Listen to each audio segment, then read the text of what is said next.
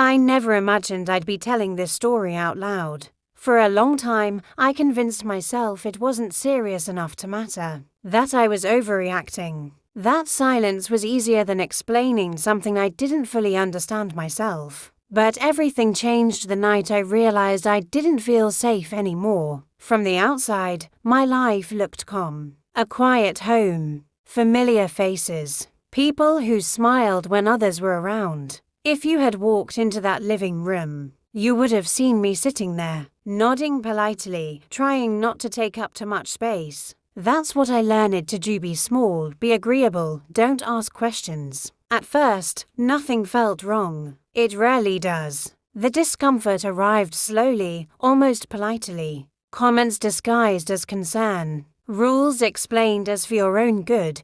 Decisions made without asking me, then justified afterward. You don't need to worry about that anymore, they'd say. We're just trying to help. And I wanted to believe them. Trusting people you love feels natural, questioning them feels cruel. So I ignored the tight feeling in my chest. I ignored how often my opinions were dismissed. I ignored how conversations stopped when I entered the room. What hurt the most wasn't the control, it was the loneliness. Being surrounded by people and still feeling invisible. Feeling like my presence was tolerated, not welcomed. Like I was a responsibility instead of a person. At night, I replayed moments in my head, wondering when things shifted. When kindness started coming with conditions. When my voice stopped mattering. I told myself it was temporary. That things would improve. That keeping the peace was more important than speaking up.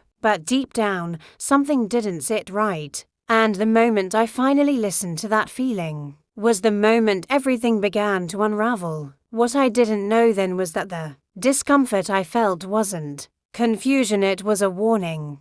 The word help can be dangerous when it's used to hide something else. At first, I was grateful. They reminded me of schedules. They handled things I used to manage myself. They spoke gently, almost too gently, like I might break if they didn't. Slowly, I noticed how little choice I had left. My routine was decided for me. My concerns were brushed aside. Any question I asked was met with patience that felt forced. If I pushed back, even slightly, the mood changed. The room grew cold. Why are you making this difficult? We're only trying to protect you. That word protect kept coming up. I started feeling tired all the time, foggy, unsteady, some days. I couldn't focus on simple conversations. When I mentioned it, they exchanged looks that I wasn't meant to see. You're just stressed, they said. This happens. But it didn't feel normal. The only person who seemed to notice was a child.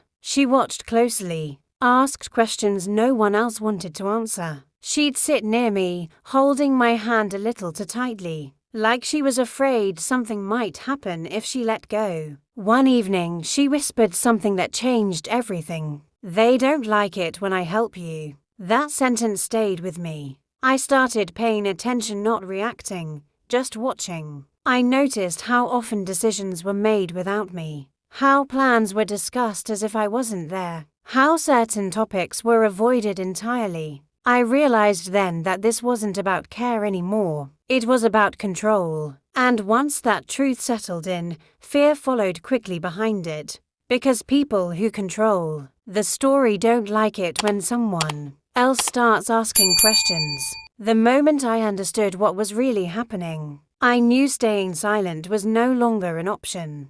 I didn't confront anyone, not right away. I knew better. Instead, I observed. I listened. I nodded when expected. I thanked them for things that didn't feel like kindness anymore. And quietly, I began preparing myself. I tested small things first, changing routines, asking gentle questions, watching reactions. Every response confirmed what I already feared. The atmosphere shifted whenever I showed independence. Every attempt to take control of my own choices was met with resistance, disguised as concern. That's when I understood something clearly for the first time. This situation wasn't going to fix itself. One night, while the house was quiet, I made a phone call I'd been avoiding. My voice shook as I spoke, but I didn't explain everything. I didn't need to. I need to leave, I said. There was no hesitation on the other end. Just instructions.